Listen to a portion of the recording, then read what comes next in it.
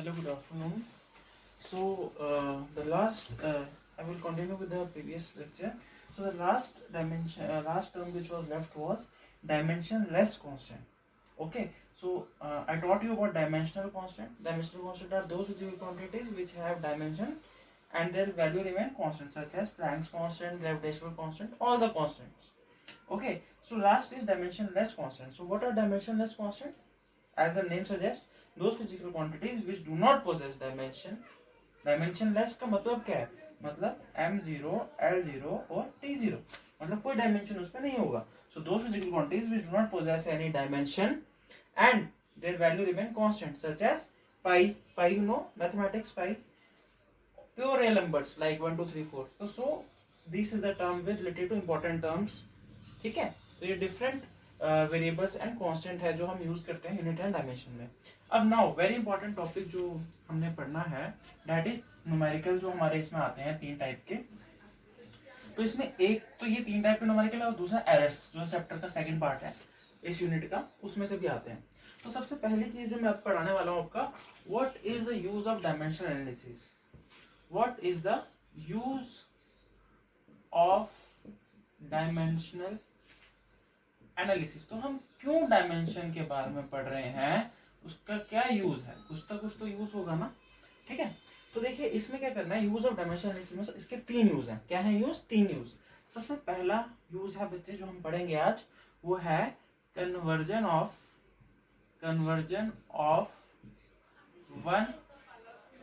One system into another system. One system into another system. तो conversion of one system into another system जो है हमारा, ये first use है आपका किसका, यूज ऑफ डायमेंशन एनालिसिस. तो first use of dimension analysis क्या है, conversion of one system into another system. इसका मतलब क्या है बच्चे, जैसे मैंने आपको बताया MKS भी एक सिस्टम है, SI यूनिट भी एक सिस्टम है, CGS भी एक सिस्टम है, FPS भी एक सिस्टम है. ठीक है, तो इन सिस्टम्स को की फिजिकल क्वांटिटी को एक क्वांटिटी से दूसरी क्वांटिटी में कन्वर्ट करना, तो ये क्या है. तो यूज ऑफ डायमेंशन पहला तो ये है. ठीक है, तो मैं पहला आपको आज कराता हूँ, फिर कल ये हेडिंग डाल के सेकंड और थर्ड टाइप करा दूंगा. ठीक है, तो फर्स्ट टाइप का न्यूमेरिकल जो है इसमें यूज ऑफ डायमेंशन, इसका फर्स्ट टाइप क्या है, conversion of one system into another system. तो एक सिस्टम को दूसरे सिस्टम में कन्वर्ट करेंगे, जैसे CGS से MKS से CGS.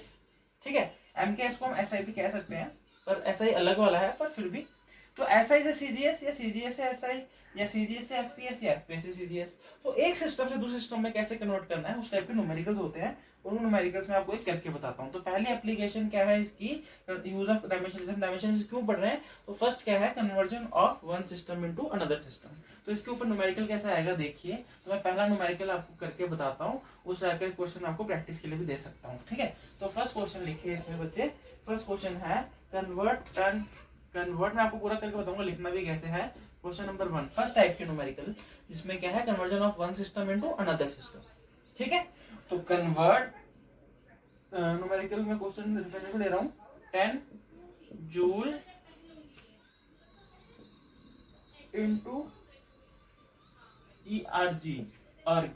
इसे क्या कहते हैं, अर्क, यूजिंग डायमेंशनल एनालिसिस. तो क्वेश्चन मैंने लिख दिया आपको, क्या क्वेश्चन है बच्चे. ठीक है, मैं लिख इसलिए रहा हूँ ताकि आपको माइंड में देखने के लिए रहे. अगर मैं वर्बली बोलूँ तो हो सकता है आप कैचअप ना कर सकें. तो पहला क्वेश्चन क्या है, कन्वर्ट 10 जूल इनटू अर्क. तो आपको यहाँ दिखना चाहिए, पहला सिस्टम क्या है, जूल या जौल, जो भी आप बोलना चाहें, जौल बोलना चाहिए वैसे. तो कन्वर्ट 10 जौल इनटू अर्क. तो पहला आपका जौल आ गया, सेकंड क्या आ गया आपका, अर्ग आ गया. सेकंड कौन सा आ गया, अर्ग. तो आपने सबसे पहले इस टाइप के न्यूमेरिकल में अपने ना माइंड सेट एक बनाना है कि मैंने सबसे पहले क्या करना है.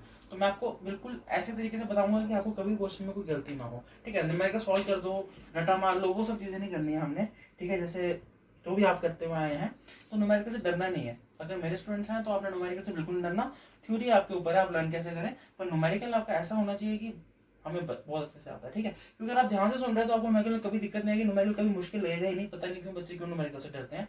तो आप सिर्फ न्यूमेरिकल में जो सोच लगानी है उस पर जाइए, करना आपका हाथ और दिमाग खुद चलेगा. ठीक है, तो सबसे पहला आपका स्टेप जो आपने इसमें करना है, तो आपने क्या फाइंड करना है कि किस फिजिकल क्वांटिटी की बात हो रही है. ये चीज तो आपको समझ आ गई किस टाइप का क्वेश्चन है, कि भाई एक सिस्टम जूल को अर्ग में कर रहे हैं, यानी कि यूनिट सिस्टम से दूसरे यूनिट सिस्टम में कन्वर्ट कर रहे हैं। या तो आप इस वर्ड को चेक कर लीजिए, कन्वर्ट। तो कन्वर्ट जब भी दिखेगा तो आप समझ जाएंगे कि फर्स्ट टाइप का यूनिट क्वेश्चन है, न्यूमेरिकल फर्स्ट टाइप का न्यूमेरिकल है, तो वो क्या है, कन्वर्ट।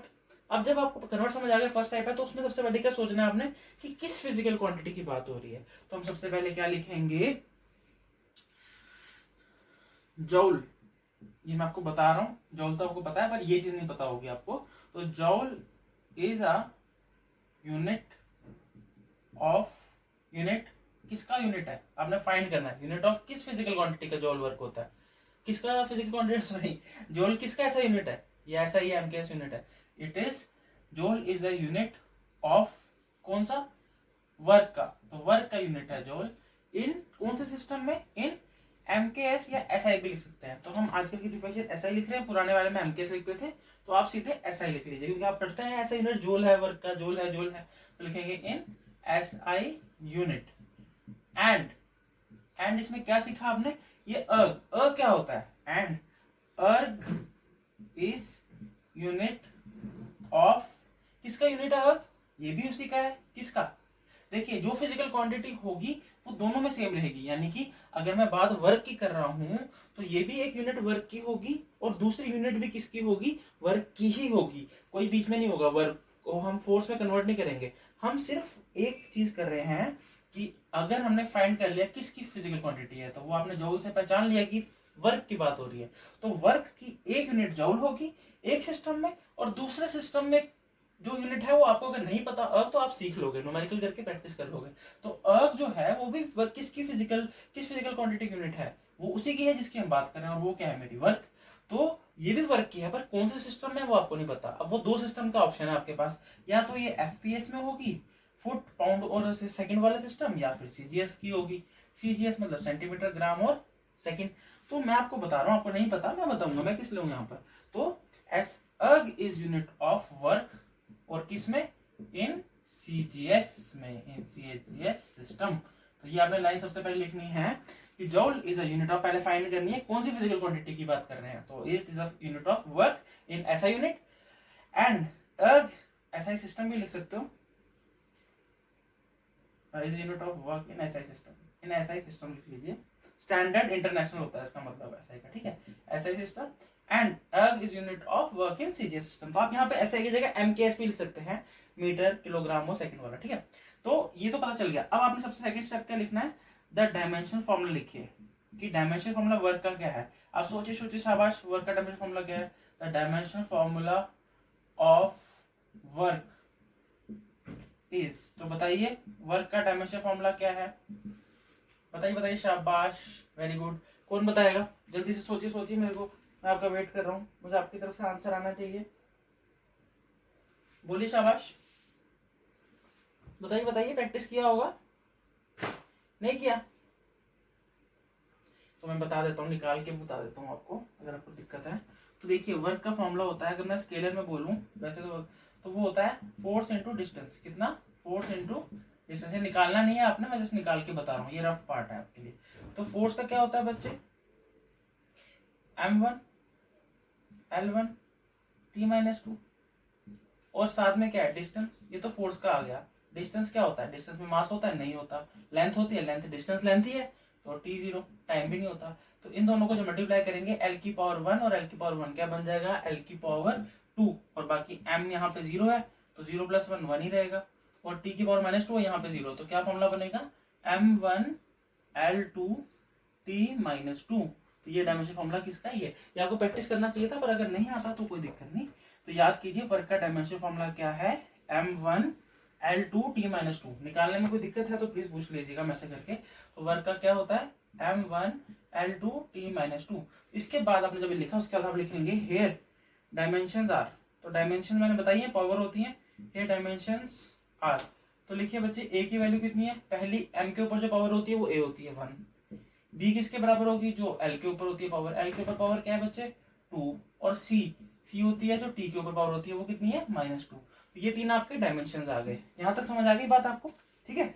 तो ये चीज तीन लिखिए, उसके बाद मैं आपको आगे न्यूमेरिकल सॉल्व करके देता हूँ। यहाँ तक इस चीज को लिख लीजिए प्लीज, ठीक है, यहाँ तक नोट कर लिया आपने, क्योंकि मुझे जगह चाहिए तो मेरे को यूज करना पड़ेगा, ठीक है।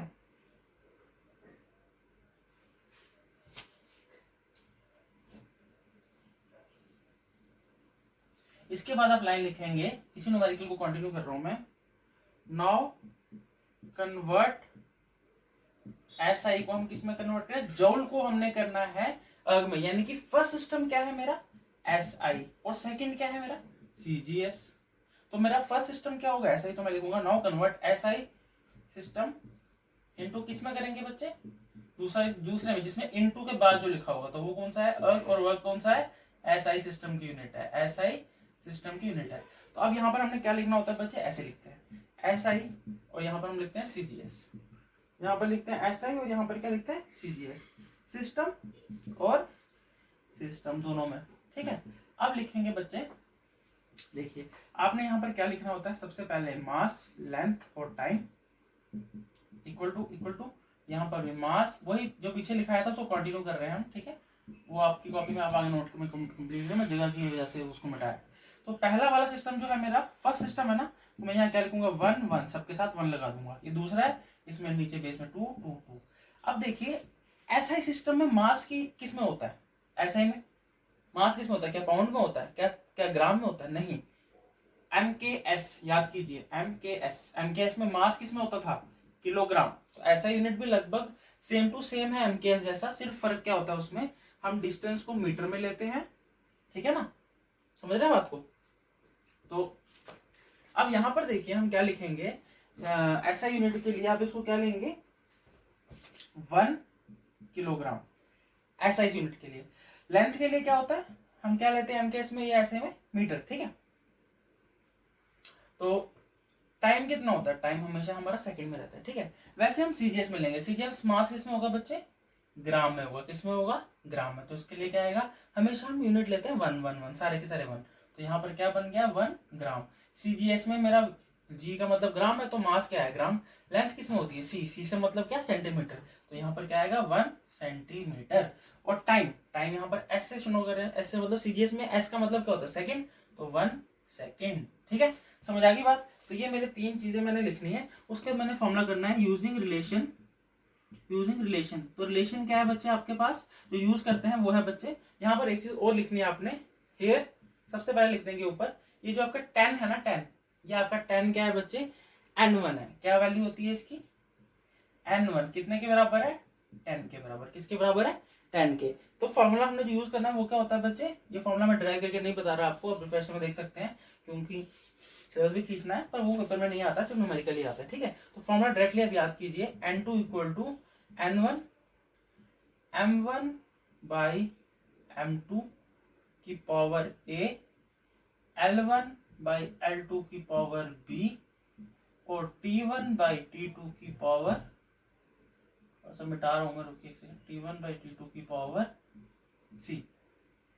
तो वैल्यू डालिए बच्चे, यहाँ पे n2 तो मुझे निकालना है, यही तो निकालना है ना, कन्वर्ट करना है, तो n2 का मेरा आंसर होगा। n1 की वैल्यू कितनी है बच्चे, जो फर्स्ट सिस्टम है उसके साथ जो मैग्नीट्यूड वैल्यू होती है, अगर यहाँ 50 लिखा होता तो n1 मेरा कितना आता 50 आता। अगर ये नहीं लिखा तो मैं n की अगर मैं लिखता सिर्फ कन्वर्ट 1 जूल इनटू अर्ग, तो मेरे n1 क्या होता 1 होता। तो जो भी पहले यूनिट के साथ सिस्टम के साथ जूल के साथ या कोई भी यूनिट लिखी होगा, न्यूटन होगा, फोर्स होगा तो न्यूटन लिखा होता है, तो न्यूटन लिखा होगा फोर्स के साथ, तो उसमें अगर लिखा होगा 1 तो n1 क्या होगा 1। यहाँ पर कितना है 10, तो n1 की वैल्यू कितनी हो गई 10, ये मैंने लिखी हुई यहाँ पर। तो n1 की वैल्यू फॉर्मूला में डालिए 10। अब मेरी मास की वैल्यू कितनी है 1 kg, तो मैं यहाँ पे लिखूंगा 1 kg, और मास m2 कितना है मेरा 1 ग्राम, तो मैं नीचे लिखूंगा 1 ग्राम। और पावर क्या आएगी इसकी, a की वैल्यू क्या है मैंने अभी निकाली ऊपर डायमेंशन, पीछे निकाली थी ना मैंने डायमेंशन फॉर्मूले में। तो डायमेंशन फॉर्मूले में a की वैल्यू m1 l2 t-2, तो मेरा a क्या है m की पावर, यानी कि a की वैल्यू क्या आ गई 1। समझ रहे ना बात को कैसे निकाला, मेरा डायमेंशन फॉर्मूला क्या है m1 l2 t-2, तो m की पावर क्या होता है a, l की पावर क्या होता है b और t की पावर क्या होता है c। तो मेरे फॉर्मूला में यहाँ a है, तो मैं यहाँ पे a की वैल्यू कितनी है 1। आगे डालिए बच्चे लेंथ पहला l1 लिखा है, तो l1 की वैल्यू कितनी है बच्चे 1 मीटर, तो ऊपर क्या आएगा 1 मीटर, और नीचे क्या आएगा इसमें देखिए l2, फॉर्मूले में क्या लिखा है l2, तो कितनी वैल्यू है 1 सेंटीमीटर। और पावर क्या है b की पावर कितनी है, देखिए यहाँ पर फॉर्मूले में m1 l2 t-2, किसका डायमेंशन फॉर्मूला है ये वर्क का है ना, तो l आपका b की वैल्यू कितनी है 2, तो यहाँ पे वैल्यू डालेंगे हम 2। और तीसरा t1 बाई t2, ये भी 1 सेकंड और ये भी 1 सेकंड, और इसकी c की वैल्यू कितनी है यहाँ पर -2, ये डायमेंशन फॉर्मूला से निकालना होता है abc, तो यहाँ पर वैल्यू कितनी है -2। यहाँ तक लिखिए, इसको मैं आगे सॉल्व करता हूँ, ठीक है। यहाँ तक नोट कीजिए, स्टिल कर दीजिएगा वीडियो तो आपको ये सब दिख जाएगा जो लिखा हुआ है, ठीक है। अब इसको मैं सॉल्व करके दूंगा आपको, देखिए इसको सॉल्व कैसे करेंगे। N2 को ऐसे ही रखिए। अब मैं इस केजी को कन्वर्ट करूंगा ग्राम में। तो 1 केजी में कितने ग्राम होते हैं, बड़ी यूनिट को मुझे छोटी में कन्वर्ट करना है इस न्यूमेरिकल में। तो केजी को मैं करूंगा ग्राम में, मीटर को मैं करूंगा सेंटीमीटर में। तो देखिए N2 इंटू N1 की वैल्यू कितनी है 10, ये लिखी हुई है, यहाँ से आगे ऊपर आ रहा है, ठीक है। तो 1 केजी में तो मैं ऐसे लिख सकता हूँ ना 1000 ग्राम, लिख सकता हूँ 1000 ग्राम, और पावर क्या है उसकी 1 है, और नीचे तो 1 ग्राम पहले से ही है। सबको 1 यूनिट में कन्वर्ट करना है। बेसिक लॉजिक ये है कि मीटर को सेंटीमीटर में, तो 1 मीटर, 1 मीटर में कितने सेंटीमीटर होते हैं, 100 सेंटीमीटर होते हैं। तो ऊपर वाला सेंटीमीटर में कन्वर्ट कर दिया मैंने मीटर को, नीचे तो 1 सेंटीमीटर है ही है। इसकी पावर कितनी दी हुई है 2, और लास्ट मेरा क्या है बच्चे 1 सेकेंड अपॉन 1 सेकेंड। एंड तो अगर 1 के ऊपर 1000 हो, 1 लाख लिखा हो, आंसर तो सेम ही आता है। चलो आगे सॉल्व करेंगे। अब इसको कन्वर्ट कीजिए, यूनिट को छोड़ दीजिए। ये कितने जीरो है, देखिए ये चीज आपके लिए नहीं सीखने वाली है। कितने जीरो है 1 2 3, और नीचे तो 1 है, इसको छोड़ दो। तो यहाँ पर मैं इसको कैसे लिख सकता हूँ 10 की पावर 3, और इसके ऊपर पावर कितनी है 1, तो ये 1 से मल्टीप्लाई करके तो उतना ही रहेगा। तो 1230 है, 1000 को हम ऐसे भी लिख सकते हैं 10 की पावर 3। कैसे लिख सकते हैं 10 की पावर 3। मैं उसका अगर 10 की पावर 3 लिख रहा हूँ, इधर अगर स्क्वायर होता तो वो मल्टीप्लाई हो जाता। अगला देखिए यहाँ पर कितना है 10, 100 है ना, तो इसको मैं क्या लिखूंगा 10 की पावर 2, और इसका क्या है यहाँ पर पावर ऊपर होल 2, ठीक है। और यहाँ पर 1 बाय 1 तो 1 ही होता है, और 1 की पावर चाहे आप -2 लिखो, चाहे 10 लिखो, चाहे कुछ भी लिखो, 1 लाख लिखो, 1 की पावर कुछ भी लिख लीजिए, वो हमेशा आंसर क्या देगा आपको 1। तो 1 की पावर -2 भी क्या आएगा 1 ही आएगा, ठीक है। अब इसको सॉल्व कीजिए, 10 ऐसे ही रहेगा, 10 की पावर 3 भी ऐसे ही रहेगा। इसको करिए मल्टीप्लाई 2 इंटू, ये जब ये पावर है तो 2 की स्क्वायर क्या हो 2 इंटू 2, इनको मल्टीप्लाई कीजिए। तो 10 की पावर 2 इंटू 2, उसका स्क्वायर हो रहा है ना, होल स्क्वायर, 10 की पावर 4 इंटू 1। अब देखिए basis are same, power get added. इसकी पावर कुछ नहीं लिखी, इसका मतलब इसकी पावर क्या है 1, तो 3 प्लस इसकी 1 प्लस 4, तो कितना हो गया 4 प्लस 3 7, और इसकी पावर 1, यानी कि 10 की पावर 8 इक्वल टू N2। और यूनिट क्या है आपकी बच्चे 10 की पावर 8 किसमें आएगा, हम किस में कन्वर्ट कर रहे थे अर्ग में, तो ये आ गया आपका अर्ग। तो आंसर क्या आया N2 इक्वल टू 10 की पावर 8 अर्ग। तो N2 की वैल्यू कितनी है बच्चे 10 जूल, किसके बराबर हो गया 10 जूल इक्वल टू 10 की पावर 8 अर्ग के बराबर। तो यहां से आपका आंसर खत्म होता है। 10 जूल जब हम लेते हैं तो वो अर्ग में कितने के बराबर होता है 10 की पावर 8 अर्ग के बराबर, ठीक है। तो ये फर्स्ट टाइप का न्यूमेरिकल है आपका जो मैंने खत्म कराया। इसके बाकी 2 टाइप के और हैं, वो भी आप करेंगे। तो आपको मैं होमवर्क के लिए क्वेश्चन दे देता हूँ, ठीक है। तो उसमें मैं क्वेश्चन देता हूँ आपको मैं बता भी दूंगा कैसे करना है, सिर्फ छोटा सा। Convert 10 newton into dyne, DYNE। तो मैं आपको बता रहा हूँ डाइन हमारा न्यूटन किसकी यूनिट है, तो हमारी फिजिकल क्वांटिटी आ जाएगी बच्चे फोर्स की। तो हमारा फिजिकल क्वांटिटी कौन सा लेंगे हम फोर्स। तो न्यूटन आपका ऐसा यूनिट है फोर्स का, और डाइन आपका किस में आता है CGS। तो मैंने आपको सिस्टम बता दिया, एक SI आएगा, दूसरा CGS आएगा। तो सारा का सारा सेम तरीके से कीजिएगा, बस डायमेंशन फॉर्मूला फोर्स का कुछ और होगा, तो ABC की वैल्यू डिफरेंट आएगी, ठीक है। इसको प्रैक्टिस कीजिए, मुझे इसका सोल्यूशन भेजिएगा करके, जो फिजिक्स के बच्चे हैं, ठीक है। और जो नहीं हो मैं सोल्यूशन इसका अगले लेक्चर में आपको खुद भेज दूंगा फोटो, पर आप प्लीज ट्राई कीजिएगा। और गलत होने दो कोई बात नहीं, डरना नहीं है, गलत होगा तो मुझे पर्सनली भेजिएगा, ग्रुप में मत भेजिएगा, पर्सनली मेरे को मैसेज भेजिएगा व्हाट्सएप पे, तो आई विल चेक और आपको बताऊंगा आपकी मिस्टेक्स क्या है, ठीक है। जब आप करेंगे तो मिस्टेक होंगी, करेंगे ही नहीं तो कुछ नहीं सीखेंगे। लर्निंग प्रोसेस तभी होती है जब आप कुछ कोशिश करते हैं, ठीक है। आई होप आप सब करेंगे प्रैक्टिस और आपको समझ आया हो, और इसमें लेक्चर में अगर कुछ समझ नहीं आया हो प्लीज मुझसे पूछ लीजिएगा। Thank you.